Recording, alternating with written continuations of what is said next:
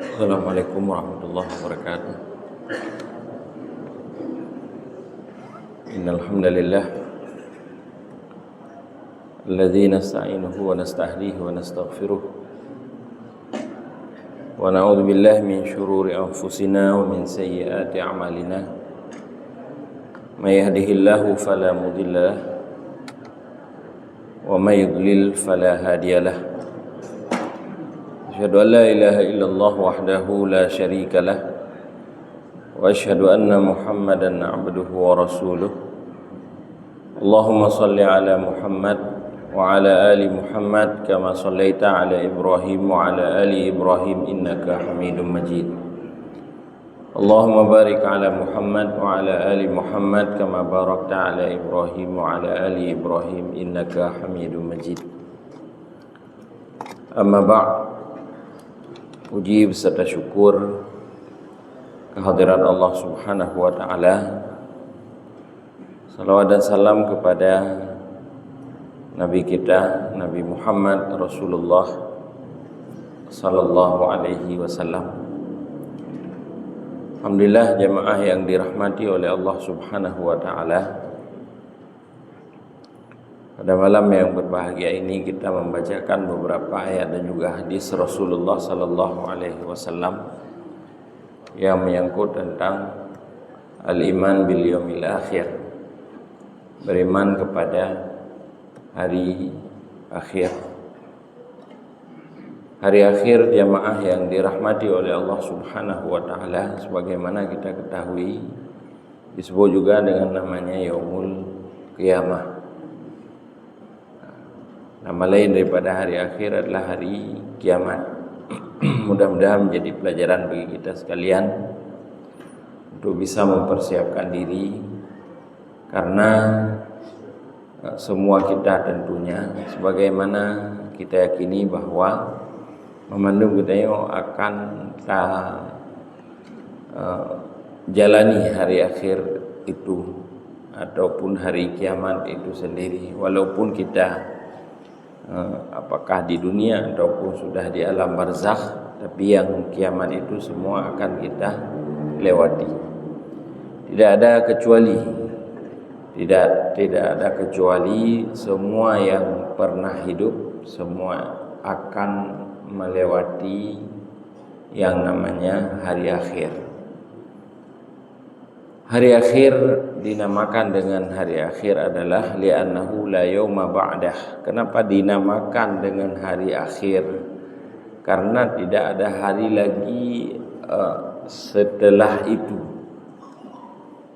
Hanali uro akhirnya ataupun uro akhiratnya hanali uro. Ataupun dengan kata lain, hari sebagaimana hari-hari dunia yang kita lewati ataupun kita lalui selama satu hari satu malam itu 24 jam. Nanti pada saat sudah sampai kepada hari akhir, berarti itulah hari penghabisan. Apakah ada besoknya lagi? Tidak ada. Maka itu disebutkan dengan yaumul akhir, hari akhir. Jamaah yang dirahmati oleh Allah Subhanahu wa taala, kita diwajibkan salah satu rukun iman yang wajib kepada kita oleh Allah Subhanahu wa taala untuk kita ketahui bahwa untuk kita yakini, untuk kita imani adalah beriman kepada hari akhir. Di dalam beberapa ayat juga Allah menyebutkan amanu billahi wal yaumil akhir, yu'minuna billahi wal yaumil akhir. Jadi ada beberapa ayat di dalam Al-Qur'an yang mengiringi perkara beriman kepada Allah dan juga beriman kepada hari akhir. Maka pada saat kita yakini ataupun kita imani hari akhir itu betul-betul ada, kita akan bertambah keyakinan. Dengan sendirinya bertambah keyakinan kepada Allah, bertambah keyakinan terhadap kiamat, dan juga bertambah keyakinan terhadap semua perkara yang berkaitan dengan hari akhir itu sendiri. Ada apa di sana? Ada pertanggungjawaban amalan. Berarti kita akan bertambah keyakinan. Dengan sendirinya kita tidak main-main. Di dunia ini kita tidak main-main ataupun kita tidak sia-siakan. Apakah di segi waktu dan sebagainya. Kenapa? Karena kita tahu bahwa akan ada hari akhir yang nanti pada hari akhir itu dipertanggungjawabkan semua amalan daripada seorang manusia. Jemaah yang dirahmati oleh Allah Subhanahu wa taala, sebagaimana kita ketahui bahwa kehidupan kita itu juga ada beberapa tahapan. Salah satunya adalah tahapan hari akhir. Walaupun yang pertama kita tahu bahwa di alam kandungan, kemudian yang kedua di alam dunia, kemudian yang ketiga di alam barzakh, yang keempat baru hari akhir ataupun hari kiamat. Alam barzakh itu adalah biasa disebutkan dengan alam kubur. Barzakh nama lain daripada alam kubur. Ada yang mengartikan bahwa barzakh itu apa ya? Artinya pemisah.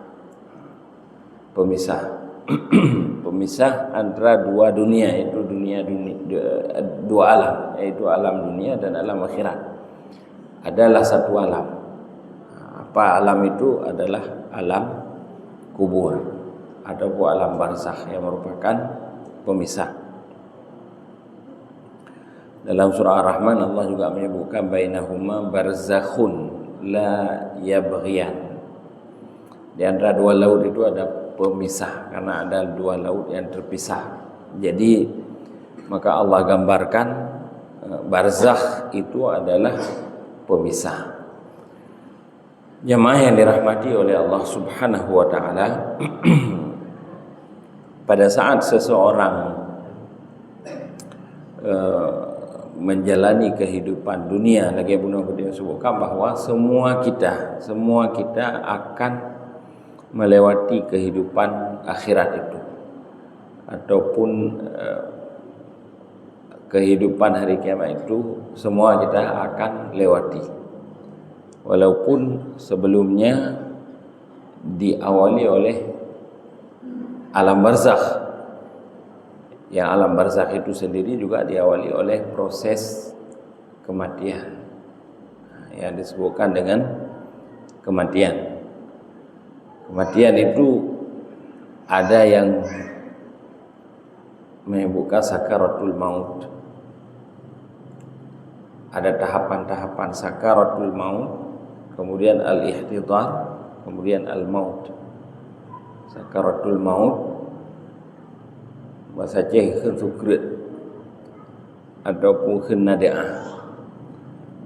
Sakaratul maut adalah pedihnya kematian. Itu pada saat tersebut orang masih sudah dekat dengan kematian, sudah menjelang, tidak lama lagi.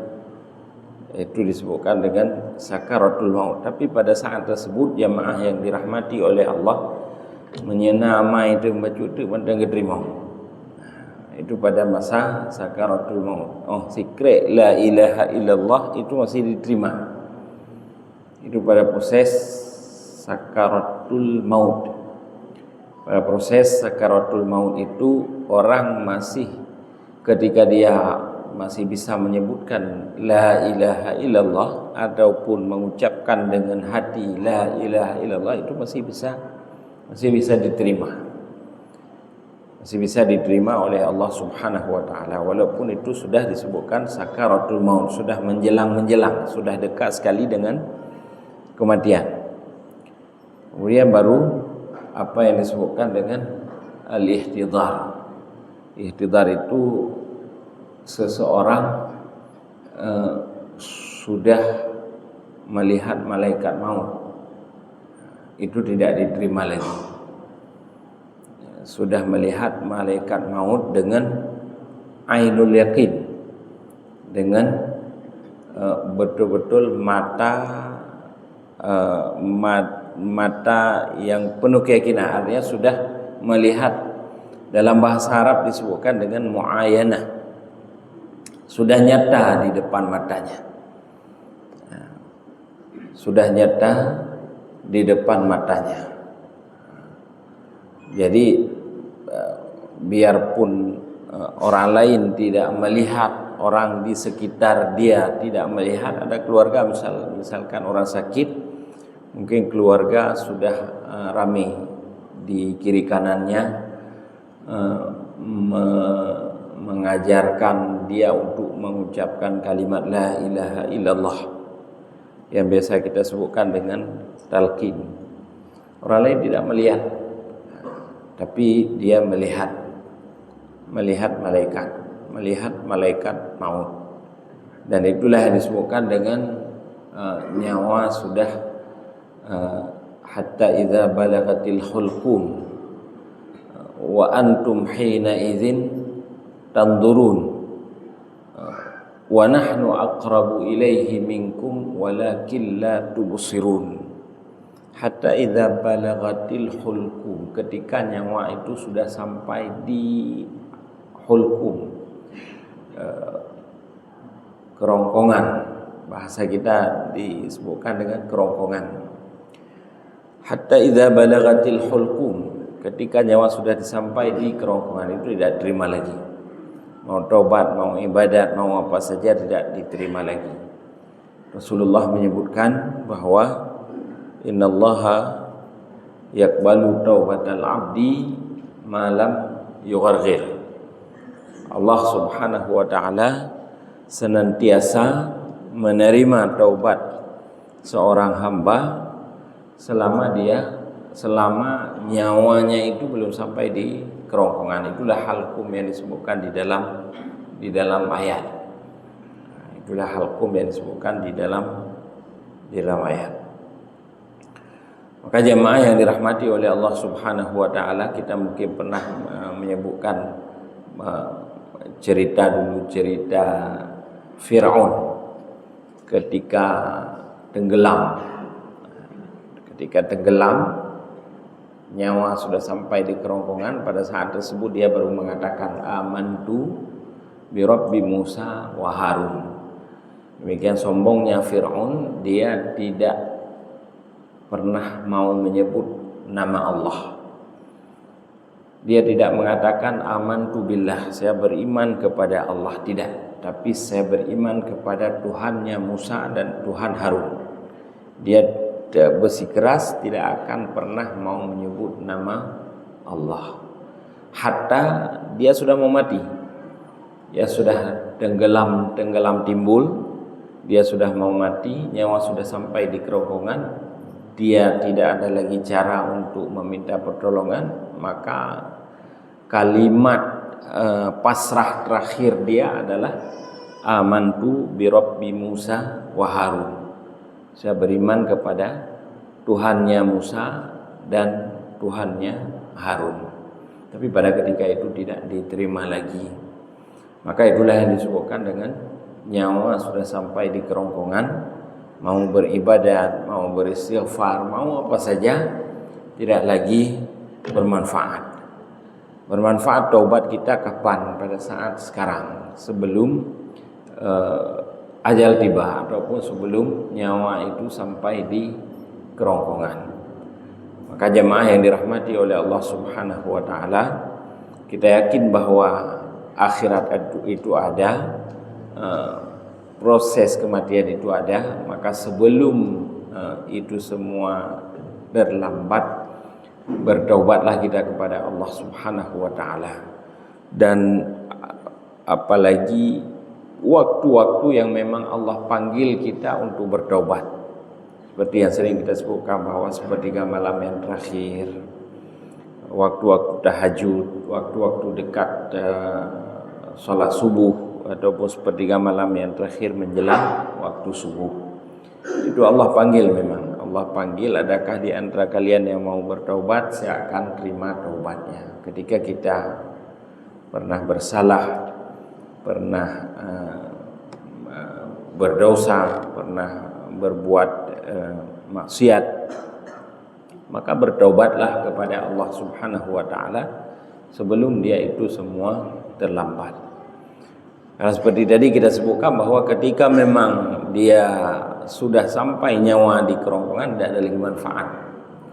Mau beristighfar 1000 kali pun tidak ada lagi manfaat.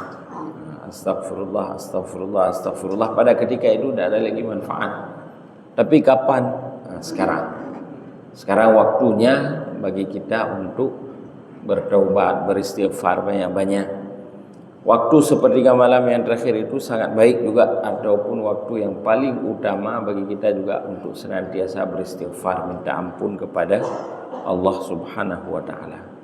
Karena Allah gambarkan penghuni surga di dalam Al-Qur'an itu, termasuk salah satu cirinya adalah mereka senantiasa beristighfar pada waktu sahur ataupun waktu sepertiga malam yang terakhir. Wal mustaghfirina bil ashar. Mereka senantiasa beristighfar pada waktu sahur. Sebelum kita pergi melaksanakan sholat subuh, sebelum kita berangkat melaksanakan sholat subuh, sholat malam dulu di rumah, kemudian kita perbanyakkan istighfar. Allah akan ampuni insyaallah dosa dan kesilapan kita. Kemudian jemaah yang dirahmati oleh Allah Subhanahu wa taala, hatta idza balagatil hulqum.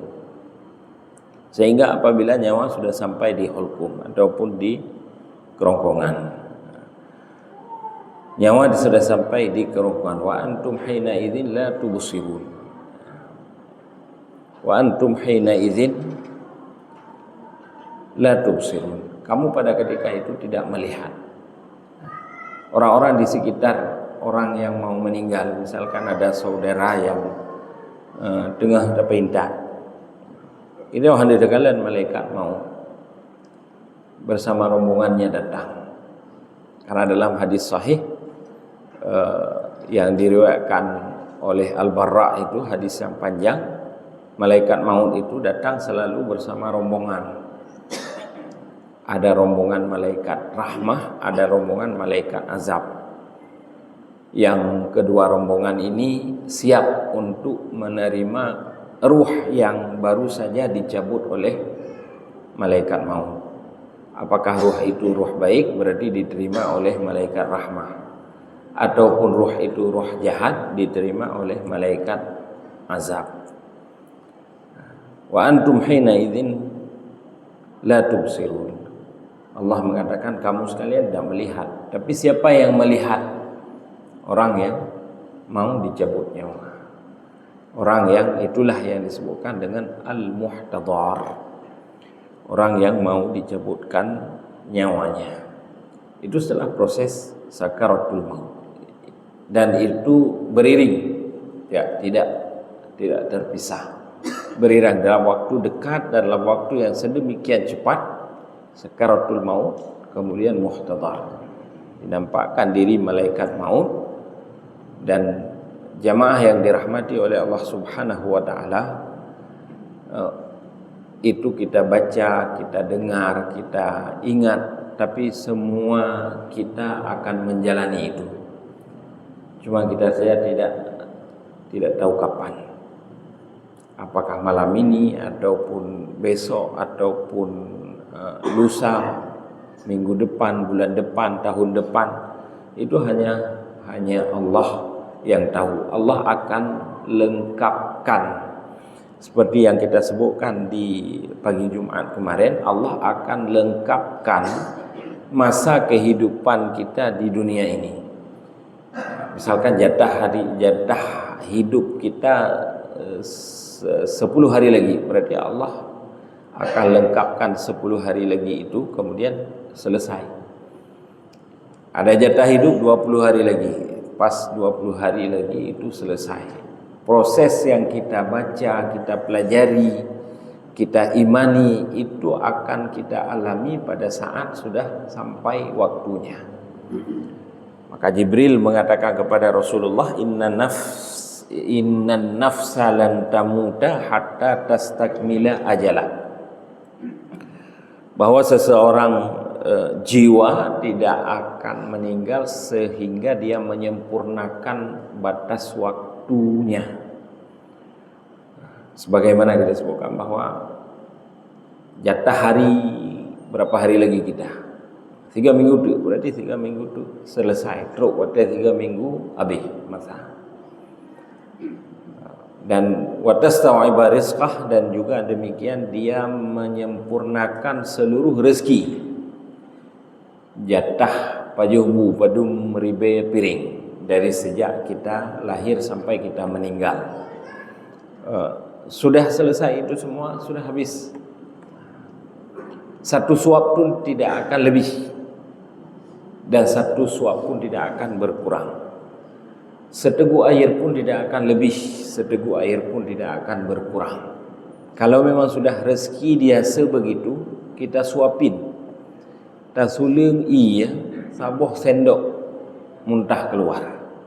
Kenapa? Karena memang jatah dia sebegitu. Kemudian Allah cabut nyawa melalui malaikat maut. Maka jemaah yang dirahmati oleh Allah Subhanahu wa taala, itulah yang disebutkan dengan antum hina idzil la tanzurun. Kamu pada ketika itu tidak melihat, yang melihat siapa adalah orang yang mau meninggal.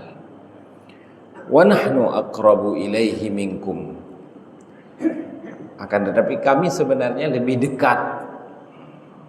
Kami sebenarnya malaikat itu lebih dekat dengan orang yang hendak meninggal ataupun orang yang mau meninggal, mau dicabut nyawanya. Tapi orang-orang di sekitar, di sekeliling ranjang ataupun tempat tidur enggak melihat.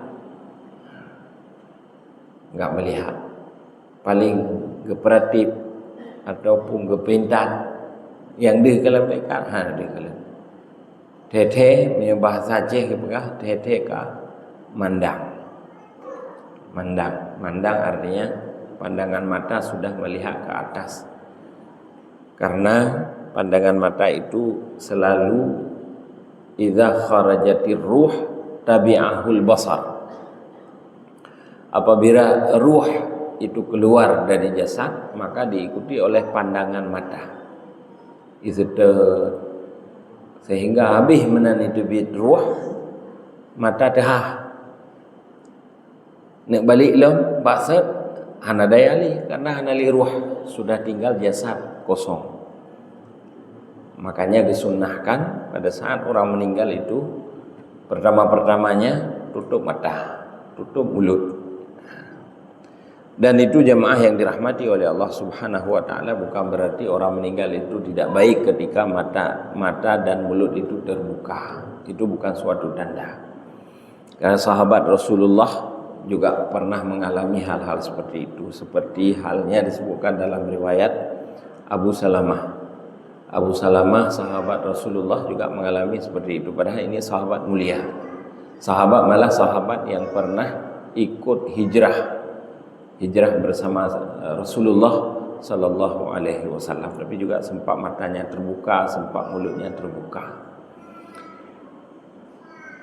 Maka jemaah yang dirahmati oleh Allah Subhanahu wa taala, ketika kita tahu itu, ketika kita beriman kepada itu, hal-hal yang demikian tete kena tareli le lang pikiran dia bahwa sabuh masa singoh memandum nyan kon sekedar tak pelajari, kon sekedar tak buat, kon sekedar tak dengar, tapi mandum gedayo akan tak lewati.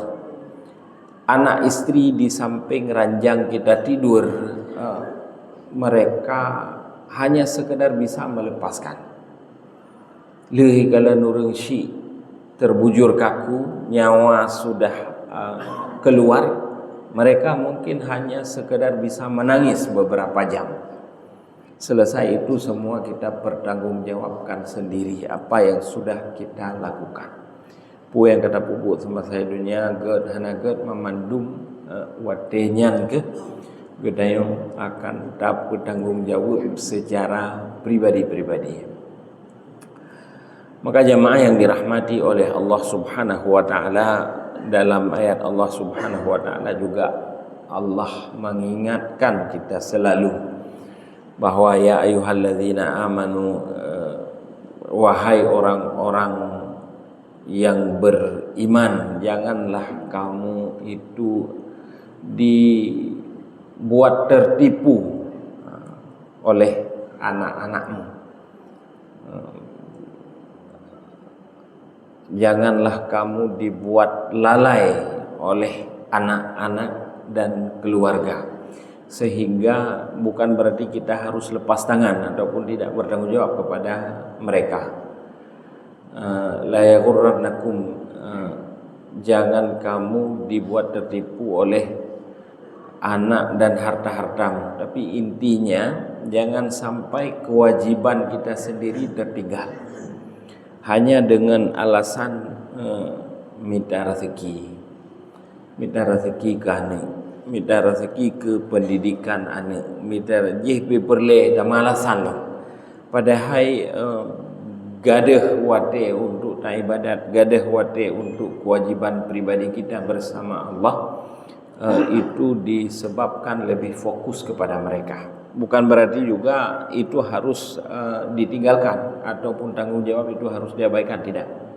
Itu juga merupakan sebahagian daripada kewajiban kita. Akan tetapi seimbangkan waktu. Ada waktu kita dengan Allah, ada waktu kita untuk berkorban kepada mereka. Maka jemaah yang dirahmati oleh Allah Subhanahu wa taala, pada ketika itu kita akan mengingat orang-orang, Allah menyebutkan orang-orang ketika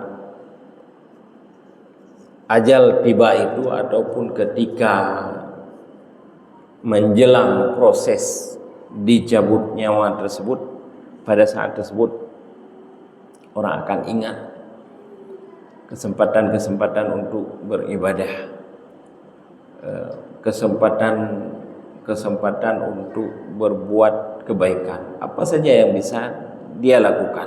Malah pada saat tersebut Allah menyebutkan ada orang yang minta kepada Allah Subhanahu wa taala, la in akhartani ila ajalin qarib, ya Allah bisakah ditakhirkan ajal saya sebentar saja, tiat menteng ditakhirkan. Tapi hana cara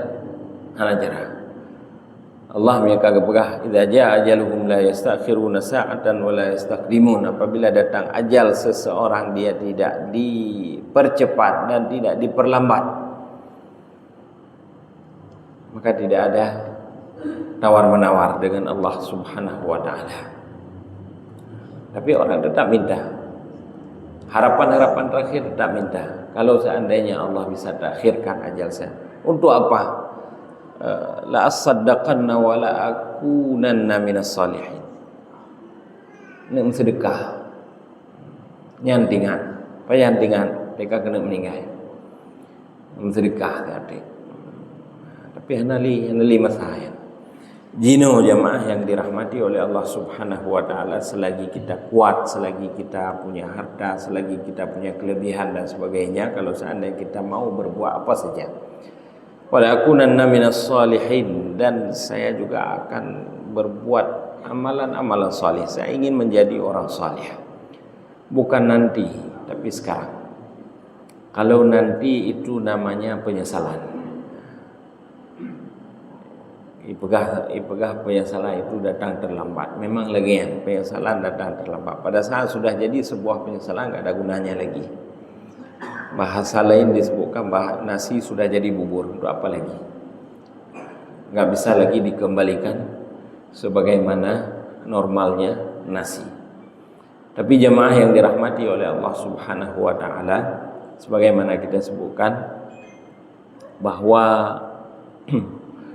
sekaranglah waktunya kita beriman kepada hari akhir, beriman kepada alam barzakh, kita beriman kepada hari kiamat. Tujuannya untuk apa? Tujuannya supaya kita memaksimalkan waktu dari sekarang. baiklah duduk, tapi kita maksimalkan waktu dari sekarang untuk kita bisa berbuat baik, beramal salih, meninggalkan larangan, meninggalkan kemaksiatan, meninggalkan kejahatan, meninggalkan apa saja yang dilarang.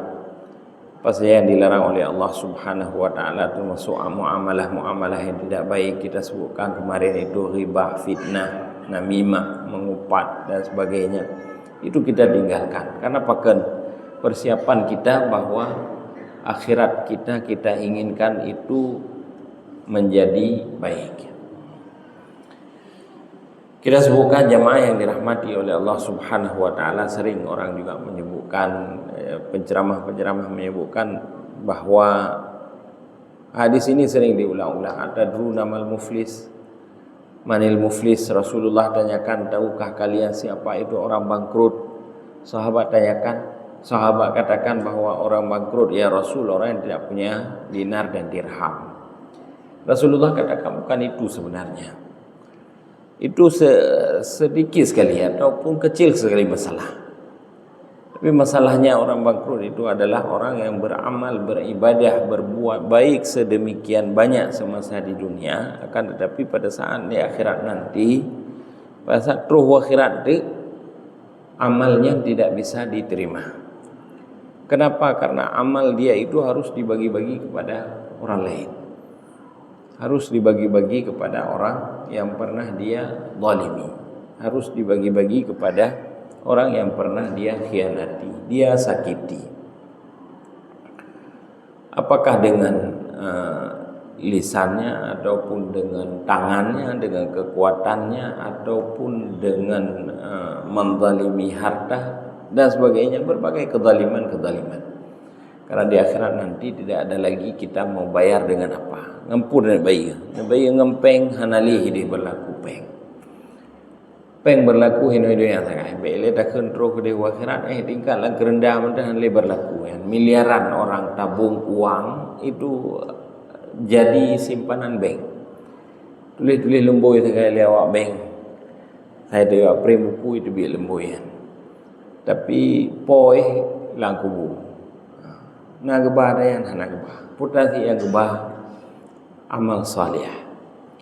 Rasulullah katakan di dalam hadis lain, ini ketika seorang sahabat, kalau saya tidak salah Ibnu Mas'ud, mendatangi rumah Rasul sallallahu alaihi wasallam, melihat tempat tidurnya Rasul itu adalah berasal dari pelepah kurma, dan beliau melihat malah sampai kepada kulit perut lambung Rasulullah itu berbekas pelepah kurma itu. Dan kemudian beliau menawarkan, afana ja'alu laka ghita'an ya Rasulullah, wahai Rasul, apakah mau engkau ya Rasulullah kami sediakan kasur? Karena sahabat melihat keadaan seperti itu tidak tega. Sahabat tega, pimpinan alam Rasulullah, utusan Allah yang demikian mulia di sisi Allah Subhanahu wa taala, mulia di dunia dan juga mulia di akhirat, tapi kehidupan beliau itu seperti itu. Maka beliau tanyakan, afana ja'alulaka ghita'an ya Rasulullah, maukah ya Rasul kami buatkan kasur untuk tempat tidur yang lebih empuk. Ini mungkin bisa kita bandingkan dengan tidur kita. Tidur kita lebih empuk, tapi ibadat kita kurang. Beda dengan kehidupannya Rasulullah. Kemudian Rasulullah jawab apa? Mali walid dunia. Tidak ada hubungan saya dengan harta dan dengan dunia. Tidak ada hubungan saya tidak terikat sekali dengan harta dan dengan dunia. Innaka, kata Rasul sallallahu alaihi wasallam, jika seandainya kamu maluka illa ma akalta fa afnaita wa ma labista fa ablaita wa ma tasaddaqta fa amdaita. Apa hartamu juga seperti itu, kamu sekalian juga sebenarnya seperti itu, cuma kamu tidak menyadari. Kamu lebih suka kepada harta, lebih suka kepada dunia, sehingga kadang-kadang mengabaikan yang lain dengan tujuan untuk itu. Tapi dibekali Rasul sallallahu alaihi wasallam, sebenarnya hakikat daripada yang kamu miliki itu tidak lain daripada hanya sekedar yang kamu makan. Fa'afnaita, kemudian kamu buang.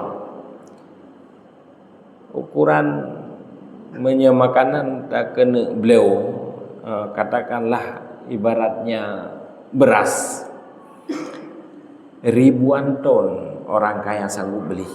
Orang-orang kaya, orang-orang na kemudahan, orang-orang na rezeki meribeton beliau. Tapi yang jid harta ganyan nenteh, yang jid kepajuh sagai. Dia bisa makan satu piring kadang. Ataupun istilah jenuh kagak pukureng lo, sikan piring kanit. Ataupun kadang-kadang na istilah jenuh hanali pajobu untuk jaga kesehatan. Itulah yang disampaikan oleh Rasulullah. Hartamu sebenarnya itu saja, yang lain itu simpanan. Menang gedenya oleh malaikat mau habis, tinggal ya daya. Bagi-bagi li keluarga, bagi-bagi li ahli waris yang kadang-kadang karu lah mak bagian. Tapi selain daripada itu tak ada. Orang miskin juga seperti itu. Orang yang tidak punya harta miliaran, tabungan miliaran, makannya juga seperti itu. 3 kali sehari makan satu piring. Maka kata Rasulullah, malaka min malika illa ma akalta fa afnaita. Tidak ada ya hartamu kecuali yang sempat kamu makan. Yang ada mau pajuh yang kaya tak ada yang lain kan simpanan tak ada lemboi tak ada angka tak ada buku rekening. Wa malabista fa ablaita, kemudian yang kamu bisa pakai. Beliau baju brand luar negeri ratusan juta, yang kadang-kala mungkin kita lihat di televisi itu kadang-kadang berita-berita orang-orang, apalagi yang pejabat pasti diaudit.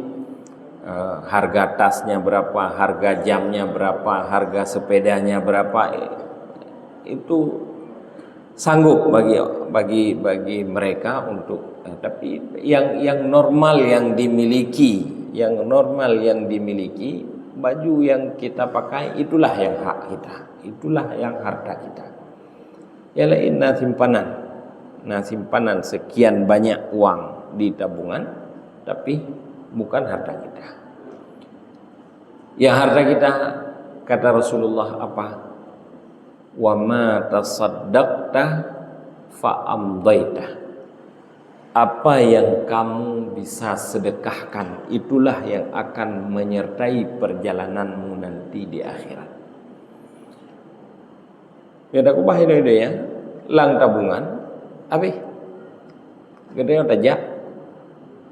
Enggak mau pun, kalaupun kita wasiatkan, nanti wasiat, begitu saya meninggal tabungan itu bawa di dalam kerenda ataupun di alam kubur. Orang Muslim, orang Islam hanggetim ya, orang yang semiyup dayo hanggetim ya, dan tidak ada bermanfaat di sana. Untuk apa tabungan di sana? Tapi caranya untuk mereka itu ataupun benda itu, materi itu, uang tersebut bisa menyertai kita adalah dengan cara tasaddaqta fa amdaita. Kamu bersedekah, maka dia itu akan menyertai perjalananmu nanti di akhirat. Apakah di alam kubur ataupun di mahsyar dan sebagainya. Maka jemaah yang dirahmati oleh Allah Subhanahu wa taala, itulah keyakinan kita kepada hari akhir, keyakinan kita kepada kematian, keyakinan kepada alam barzakh. Mudah-mudahan membuat kita lebih taat kepada Allah Subhanahu wa taala dan lebih hati-hati kita di dalam melakukan segala sesuatu supaya dia itu tidak jatuh kepada kemaksiatan. Kembali kepada hadis yang tadi kita sebutkan, hadis Rasulullah sallallahu alaihi wasallam. Ya Rasul tanyakan, tahukah kamu siapa itu orang yang bangkrut? Sahabat menjawab, orang yang tidak punya harta dan tidak punya dinar dan tidak punya dirham. Rasulullah katakan bukan seperti itu, tapi orang yang bangkrut adalah orang yang datang nanti di hari kiamat dengan segudang amal saleh. Sedekahnya banyak, puasanya banyak, salatnya banyak, sebesar gunung Tihamah yang dia bawa. Karena orang di akhirat nanti punya kemampuan yang luar biasa. Jamaah yang dirahmati oleh Allah Subhanahu wa taala, kehidupan di akhirat beda dengan kehidupan di dunia. Hino dengan sakit-sakit, penyakit dunianya habis, menang gede nyawang selesai. Tumor, kanker, stadium sekian dan seterusnya, apa saja yang paling parah langkawan, begitu selesai kehidupan dunia, penyakit dunia itu selesai. Kita dibangkitkan nanti oleh Allah Subhanahu wa taala di akhirat, itu dalam keadaan kehidupan akhirat. Kehidupan akhirat disebutkan dalam hadis Rasulullah sallallahu alaihi wasallam, bi amsali jasadi abaikum, sama seperti ukuran tubuh badan ayahmu. Ayahmu maksudnya di sini adalah Nabi Adam alaihissalam. Walaupun urun cacat, walaupun urun puntuaki, urun singit dan sebagainya semasa di dunia, tapi nanti ketika dibangkitkan dalam keadaan sempurna, tubuh badan itu sama seperti Nabi Adam. Tubuh badan itu sama seperti Nabi Adam, besar-besar. Maka jemaah yang dirahmati oleh Allah Subhanahu wa taala, Rasulullah katakan bahwa amal salih yang sedemikian banyak itu, ketika memang dia pernah menzalimi orang lain, nanti harus dia tebus. Tebus dengan apa? Dengan amal salih tersebut. Tebus dengan sembahyang. Ukurannya dicok oleh Allah Subhanahu wa taala. Dumna salah ke si A misalkan. Dumna dicok amal salih kita yang sembahyang. Ukuran pada urus sembahyang. Memangnya le salah dengan orang lain, le salah dengan sesama, berarti banyak yang harus dibagi-bagi. Sehingga pada saat tersebut kadang-kadang orang habis. Rasulullah katakan, ma baqiya min hasanatihi, tidak ada lagi tersisa amal baiknya. Sementara dia hutang bersama orang lain masih ada, ataupun kezaliman terhadap orang lain masih ada. Ada orang yang tuntut. Caranya bagaimana? Kejahatan orang tersebut ditimpakan kepada orang ini. Karena di sana ada lagi bayarannya dengan dinar dan dirham. Tidak ada lagi bayar dengan dinar dan dirham. Anak dan keluarga juga seperti itu. Jemaah yang dirahmati oleh Allah Subhanahu wa taala, apakah mereka bisa membantu? Tidak bisa membantu. Makanya ke jamaah yang dirahmati oleh Allah yang disebutkan dengan kalimat nafsi-nafsi. Di akhirat ada nafsi-nafsi. Hino-hidonya agak masih. Kita gasihkan ni, gasih ke perumoh gasih ke suami dan sebagainya. Tapi nanti di akhirat,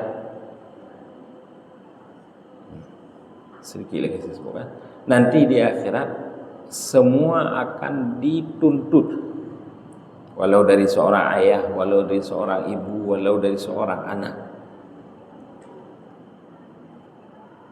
Yawaddul mujrimu law yaftadi min adzabi yaumi idzin bibani. Allah sebutkan di dalam ayat, yawaddul mujrim, ketika mereka itu berdosa, enggak ada lagi jalan keluar yang lain. Orang pendosa, law yaftadi min azabi yaumi idzin bibani, kalau seandainya bisa ditukar dengan anak. Kalau seandainya bisa ditukar dengan anak, dia akan tukar. Kasih sayang itulah disebutkan dengan nafsi-nafsi di hari kiamat. Menyajid anaknya yang terima azab ataupun anaknya yang tamang neraka, bahana mentang yang tamang neraka. Itu Allah sebutkan seperti itu. Yawaddul mujrimu law yaftadi min azabi yaumi idzin bibani. dengan anak, wa sahibatihi wa akhi, ataupun istri. Kalau seandainya ya Allah, di sini mungkin lebih kurang bisa, ataupun orang mengatakan bahwa suami saya setia sekali, baik sekali akhlaknya, pemaaf sekali, tapi hidih tengok lagi yang kejadian. Allah sebutkan di dalam ayat wa sahibatihi wa akhi. Dan dari istri-istri, orang akan mengatakan, ya Allah, kalau seandainya saya bisa selamat, istri saya masuk neraka, silahkan masukkan dia ke dalam neraka. Yang penting saya bisa selamat. Wa akhi, dan juga adik kakak keluarga. Maka kalau orang mengatakan setia sampai mati, setia sehidup semati, itu tidak ada. Huruf akhirat Allah yang sebutkan seperti itu. Sehingga huruf akhirat wate yang disebutkan apa makna daripada nafsi-nafsi di akhirat, itulah dia. Kalau seandainya ya Allah, anak saya bisa menebus saya daripada dosa sehingga saya selamat daripada api neraka, dia akan tebus dengan anaknya. Anaknya boleh masuk neraka, dia akan selamat.